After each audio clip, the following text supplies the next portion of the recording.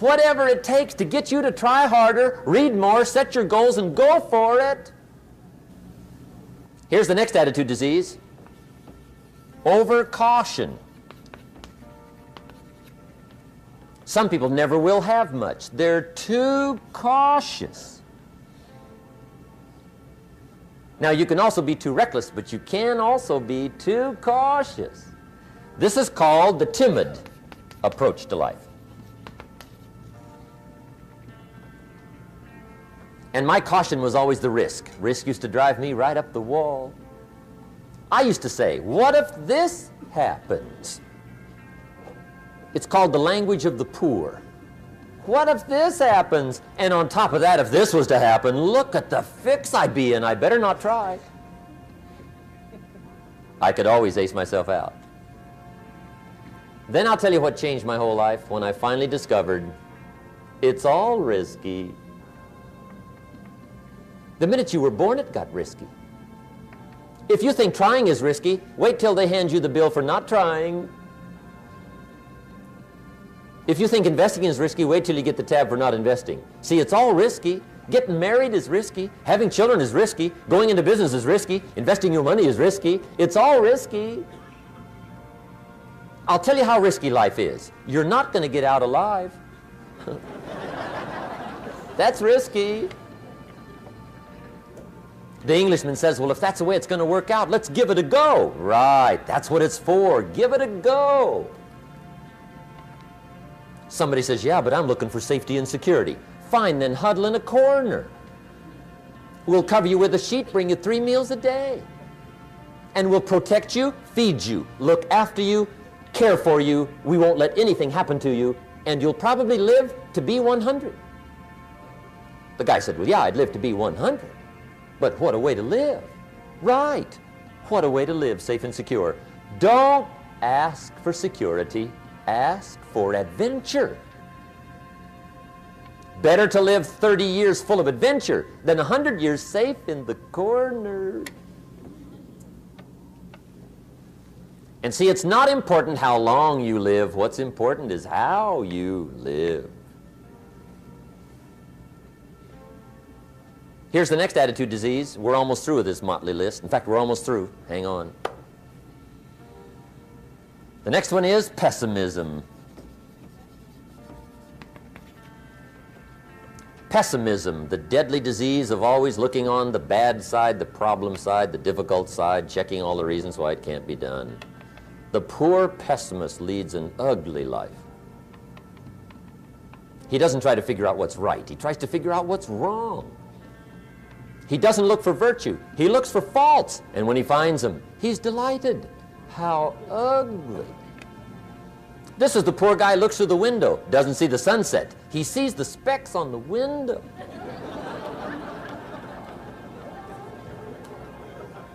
And this is the poor guy, right, who rushes up, takes such leave of his senses. This guy rushes up and he says, I've got 5 good reasons why it won't work.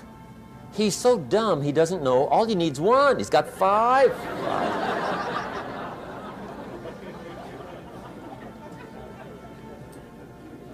To the pessimist, the glass is always half empty. To the optimist, the glass is half full. Why would the same measure affect people 2 different ways? Answer, it all depends on how you look at it. Our lives are mostly affected by the way we think things are, not the way they are. The way we think they are affects us most. There's a subject we don't have time to get into tonight called better thinking habits. One of the major things Shoaff taught me when I met him, he said, poor thinking habits keeps most people poor. Not poor working habits. Most people work hard, but they don't think hard. And Shoaff taught me that the mind is like a factory, a mental factory. And whatever you think about all day long pours ingredients into this mental factory. And that's what builds the economic, social, financial fabric of your life. He quoted me a Bible phrase that says, as you think, so you become. How awesome. when he talked about poor thinking habits, he had me. I used to start the day reading the morning newspaper. I mean, you can believe that or not. I'd get a cup of coffee and read the paper. I'd load up on wars and riots and murders and stabbings and killings and bank robberies and muggings and car wrecks and tragedies. I'd even read the back pages. I seem to like that stuff for some weird reason. I'd load up on all that, and then I'd start the day. You can imagine the kind of days I used to have. You walk around on your financial knees. They call you economic peewee.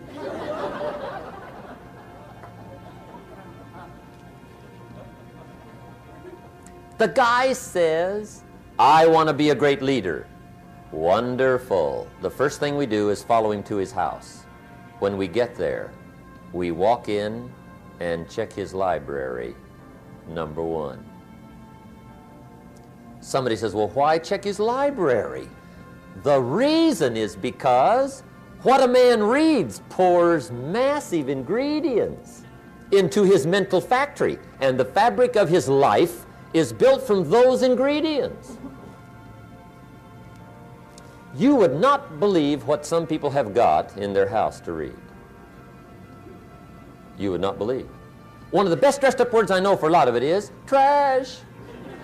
Can you imagine dumping a barrel of trash into this mental factory every day and coming out with a rich, dynamic, positive life? It can't be done. You might as well try making a cake with cement. The kids back in Danbury, Connecticut, high school, they're asking me questions one day. I'm talking to the kids. Kids got good questions these days. One of them said to me, Mr. Rohn, how do you build the good life? I said, it's simple. It's not easy, but it's simple. Here's how you build anything. Select the right ingredients, keep out the wrong ingredients, and it starts with thought. Everything starts with thought. So you must be wise and careful what you think about, because that starts everything. You got to be wise and careful. I asked the kids, what would happen if somebody dropped sugar in my coffee? They said, well, you'd be okay. I said, what if somebody dropped strychnine in my coffee? They said, well, you'd be dead. I said, correct. Lesson one, life is both sugar and strychnine. You gotta be careful. I said, what if my worst enemy drops in the sugar?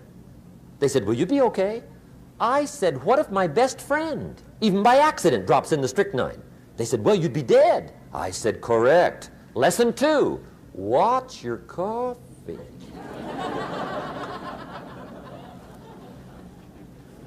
You got to be careful. See, it doesn't matter who hands you the bad stuff. It doesn't matter where you get the bad stuff. It'll still do its damage on your bank account, wherever you get it. Mr. Shoaff gave me one of the greatest phrases when I first met him when he said, Jim, every day stand guard at the door of your mind. How important. Stand guard at the door of your mind. And you decide what goes into your mental factory. Don't let anybody just dump anything they want to in your mental factory, because you've got to live with the results. Okay, here's the last disease, and we're through with this list. In fact, we're almost through. Hang on. The last subject is very brief. The last disease, but this one is deadly.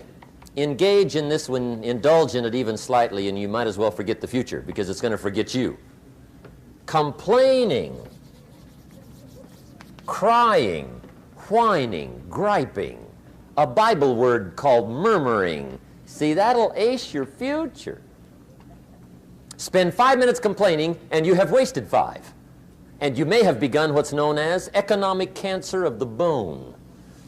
Surely they will soon haul you off into a financial desert and there let you choke on the dust of your own regret. I hope I said that well, so you won't forget. It's a deadly disease. If you don't think it's bad, ask the children of Israel of Old Testament fame. Typical of us all, their story just happened to get in the book. Story says, children of Israel were slaves. God performed a series of dazzling miracles and got them out. And now they're heading for the promised land. Remember the story? Heading for the promised land. Tragedy of the story, they never got there. Reason. From day one, they started to complain. They griped about the water. They griped about the weather. They whined and cried and griped about the food. They griped about the leadership. They whined and cried because it was too far, too cold, too hot, too difficult, too miserable. I mean, they whined and cried for years. Finally, God said, I've had it, trip canceled. Or something like that. The story says they died in the desert, never got to the promised land. Which I think means two things. Indulge in this long enough, you get your future canceled. And I guess it also means even God himself can only take so much.